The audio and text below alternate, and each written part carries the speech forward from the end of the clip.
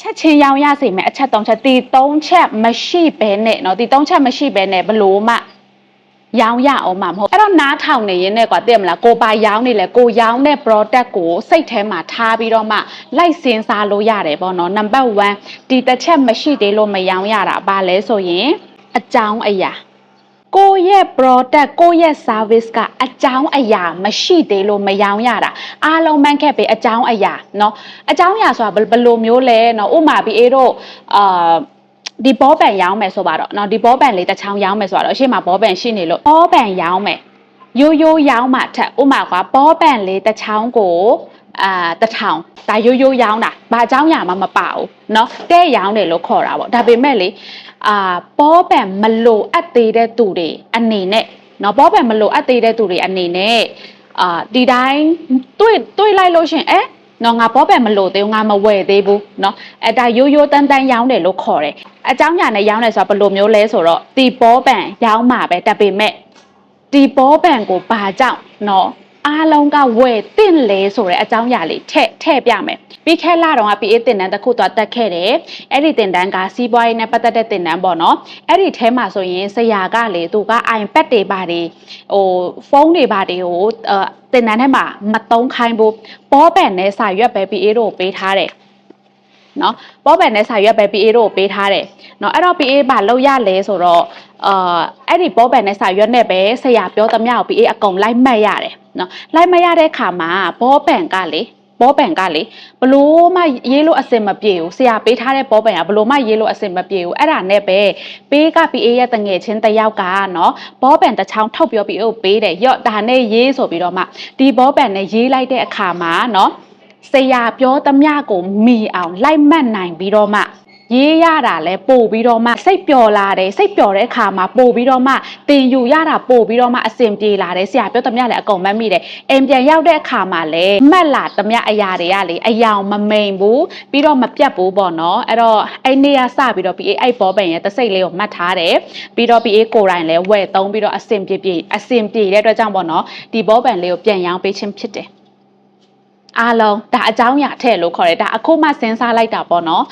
အဲ့တော့အားလုံးနားထောင်ပြီးတော့ချက်မှာအဲ့ဘောပန်လေးကဘလို့လေးမလို့လဲเนาะသုံးချင်လာတယ်ဟုတ်တယ်မလားအဲ့ဘောပန်လေးကရိုးရိုးဘောပန်မဟုတ်ဘဲနဲ့ PA ရဲ့စီးပွားရေးအတွက် PA ရဲ့တင်ယူခြင်းအတွက် PA ရဲ့အဲ့တနေ့တာအတွက်အရန်အဆင်ပြေတဲ့ဘောပန်တစ်ခုဖြစ်သွားတယ်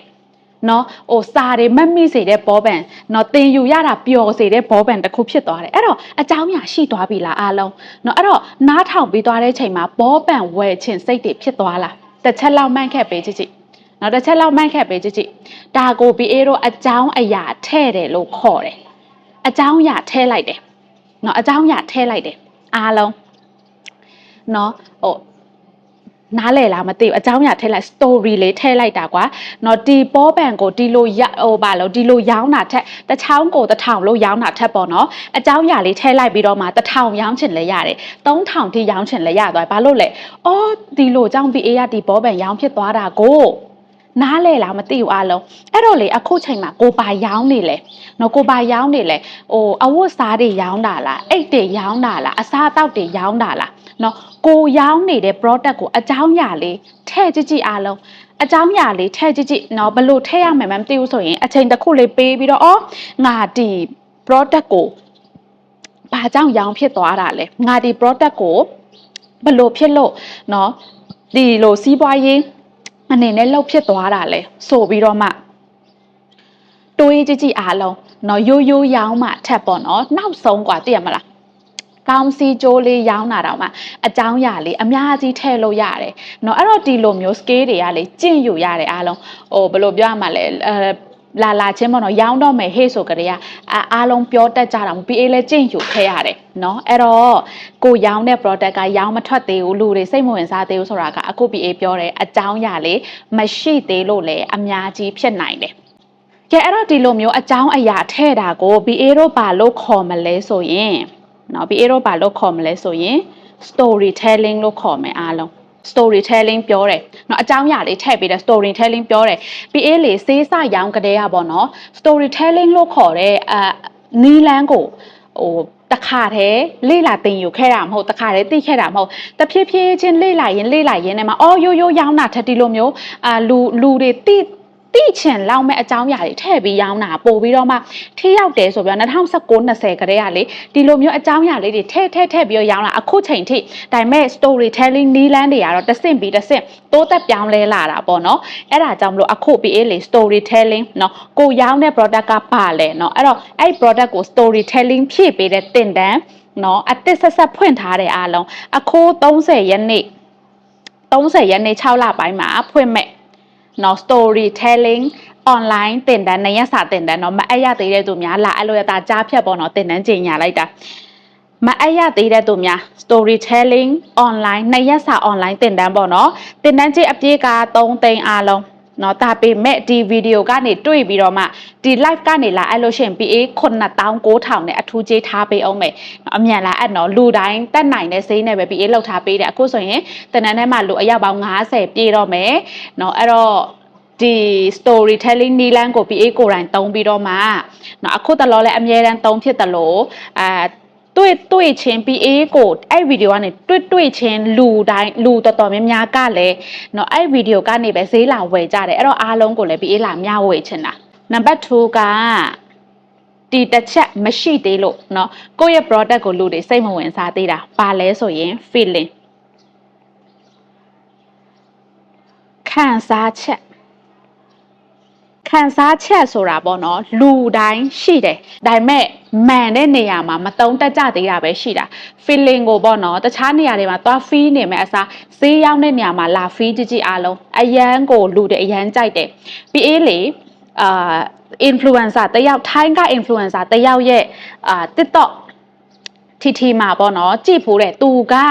ပါလောက်တာလဲဆိုတော့ဒီအဝတ်အစားတွေကိုဝတ်ပြပြီးတော့မှเนาะအဝတ်စားတွေကိုဝတ်ပြပြီးတော့မှဘယ်လိုပြောရမလဲ fashion ပေါ့နော်အပေါ်တာဝတ်တယ်ဆိုရင်အောက်ကတာဝတ်မယ်အပေါ်မှာဒီလိုဝတ်မယ်ဆိုရင်အောက်ကတာဝတ်မယ်ဖက်နှက်ကပါစီးမယ်အိတ်ကပါလွယ်မယ်ဆိုပြီးတော့မှအမြဲတမ်း review လာလုပ်ပေးတဲ့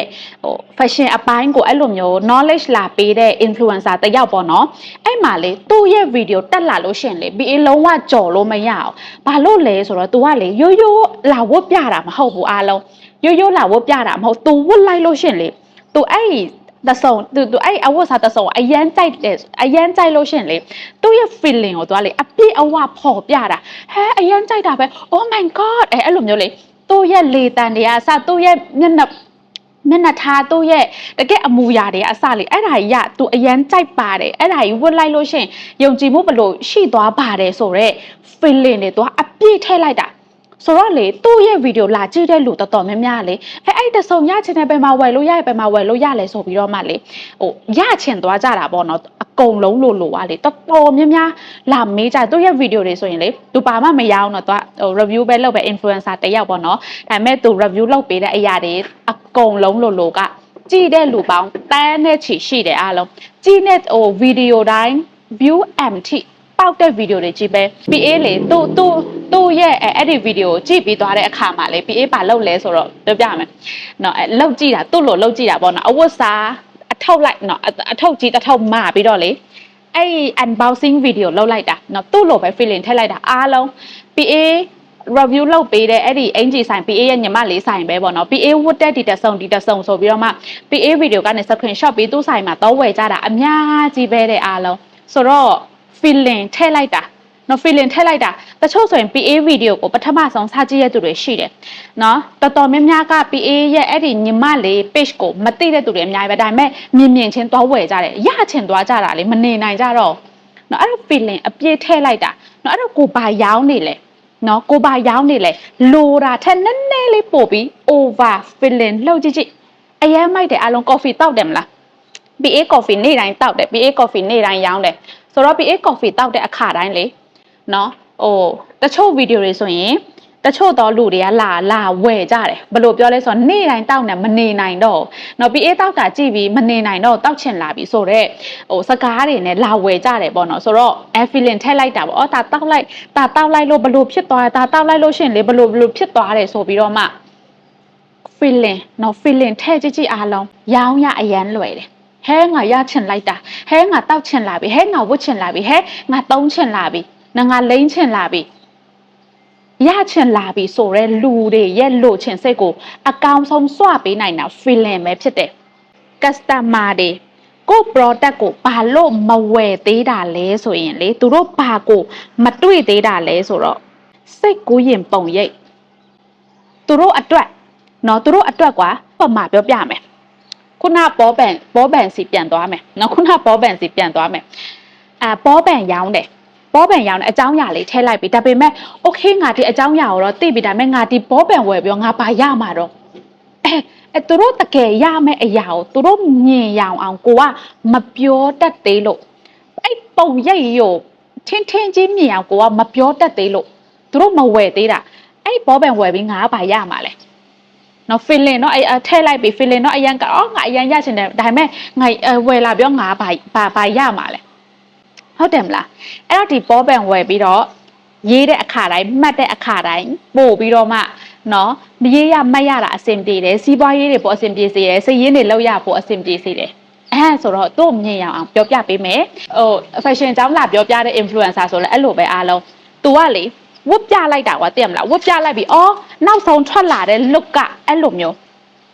နော်မြင်လိုက်ပြီကွာဝတ်လိုက်ပြီဆိုရင်စပင်လေးရတယ် तू ကလုတ်ပြလိုက်သေးတာအဲ့လေးလဲလွယ်ပြလိုက်တယ်ပြီးတော့ accessories တွေလဲ तू ကဝတ်ပြလိုက်တယ်ဖက်နဲ့လဲစီးပြတယ်ဒီလိုမျိုးလေးဝတ်လို့ရှင်ဒီလို look လေးရလာပါတယ်ဆိုမှမြင်သွားကောအဲ့ဆိုရင်ငါအဲ့လိုပဲဝတ်မှာပေါ့နော်ငါမြင်ပြီးသွားပြီလေဟုတ်တယ်မလားသူတို့ကိုနောက်ဆုံးပုံရိပ်ထိမြင်အောင်ပြောပြပြောပေးနိုင်ပြပေးနိုင်တဲ့ product တိုင်းသူတို့အကုန်ဝယ်တယ်ရေကိုဝတ်ဆောင်နော်ရေကိုဝတ်ဆောင်ကြေညာတယ်နော်ရေကိုဝတ်ဆောင်ကြေညာတဲ့ပုံတွေတိုင်းမှာနော်ဟိုခန္ဓာကိုယ်အချိုးအစားလှတဲ့ model တွေပဲသူတို့ဝတ်ခိုင်းတယ်ဟုတ်တယ်နော်အဲ့တော့ PA တို့အနေနဲ့ရေကိုဝတ်ဆောင်ဝယ်တော့မယ်ဟေ့ဆိုရင်အဲ့ဒီ model ပုံတွေကိုကြည့်ပြီးဟဲလာလိုက်တာငါဝတ်လိုက်လို့ရှင်လဲအဲ့လိုဖြစ်မလားမသိဘူးဖြစ်မသိဘူးဒါပေမဲ့အဲ့ပုံကိုကြည့်ပြီးတော့လိုချင်ကြတာ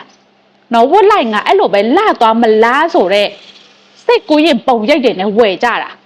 နော်ဘသူဖြစ်ဖူးလဲတော့မဟုတ်ဖနက်ပုံတွေတွေ့တယ်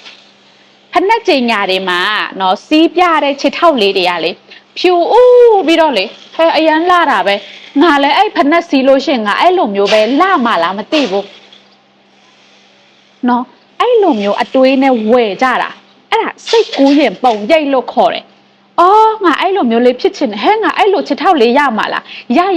ရမသိဘူးကွာဒါပေမဲ့သူတို့မြင်သွားတာနော်အားလုံးပြီးတော့နောက်ထပ်တစ်ခု PA ခုနပြောတဲ့ဒီနီးလောင် PA 2019 18 19ကတည်းက PA တုံးခဲ့တာမသိဘဲနဲ့တုံးခဲ့တာနော်ဘာလဲဆိုတော့အဲ့တုံးကတည်းကလေအစီကြကော်ဖီရောင်းခဲ့တာပေါ့ကွယ်ကျမရောင်းခဲ့တော့ပါလောက်လဲဆိုတော့ဒီမန်ထဲမှာပေါ့နော် mirror selfie လုပ်ပြီးတော့လေ PA ကအဲ့တုံးကဆိုရင်ပိုက်အမြောင်းတော်ကြီးကိုတိတာတယ်အခုကတော့မရှိတော့ဘူးပေါ့နော်ပတ်အမြောင်းတော်တိတာတယ်အဲ့တော့မန်ထဲမှာဒီလိုမျိုးလေးအဲ့ပိုက်အမြောင်းကိုလဲ့ပြပြီးတော့မှအဲ့အစီကြကော်ဖီလို့ပြောရောင်းရုံနဲ့လေအတကုံလာဝယ်ကြတာပြောချင်တာဒီကော်ဖီတောက်ရင်ဒီလိုဖြစ်မယ်ဖြစ်တော့မသိဘူး तू ဘယ်လိုပြောမှလဲ तू အစားရှောင်နိုင်ရင် तू လက်ကျင်ခံလောက်နိုင် तू ဖြစ်လိမ့်မယ်ဒါပေမဲ့ဖြစ် तू မသိသေးဘူးဒါပေမဲ့ तू မြင်သွားပြီအော်နောက်ဆုံးကအဲ့လိုရလိုက်ရမယ်နားလေလားမသိဘူးအားလုံးနော်အဲ့နောက်ဆုံး तू အဲ့ရလိုက်ရမယ်အဲ့တော့ तू ဝယ်မယ်ဆိုတော့ customer တွေရမယ်နောက်ဆုံးရလက်ကို